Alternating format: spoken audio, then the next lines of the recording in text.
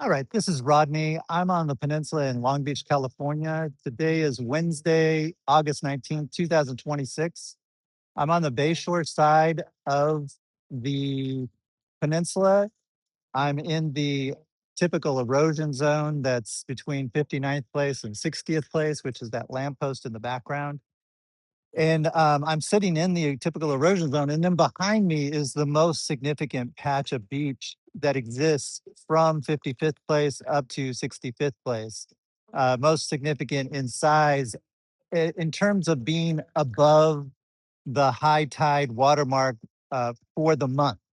Now, the high tide was on August 11th, and on Tuesday, August the 11th, I was here in the morning, and the beach was out to here.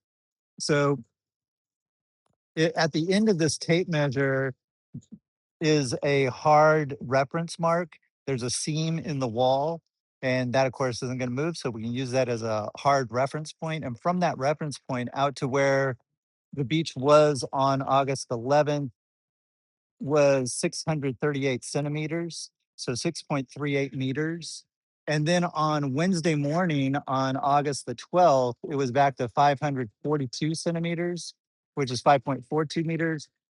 And then on Thursday, it had come back on Thursday morning, August 13th, it was 496 centimeters, 4.96 meters.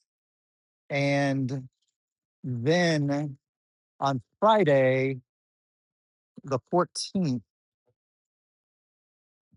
it stayed here. However, on on Thursday, the shore, the face of the shear kind of came out, but then on Friday it had been escarped underneath, but the high and dry sand remained out to here on Friday, August 14th. So that was 496 centimeters. And then over the weekend, at some point, it came back to 476 centimeters, 4.76 meters.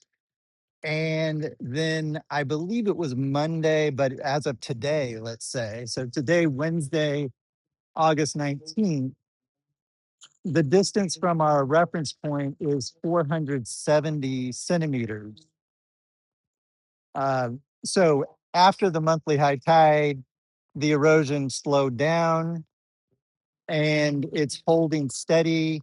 And I believe it's been at this mark since Monday, if I remember correctly, but for a few days. These are just rough, measurements at any rate. So then what this is leading up to is that we'll check during the high tide for the month of September, which is coming up like on September 8th, and we'll see if there's any significant change.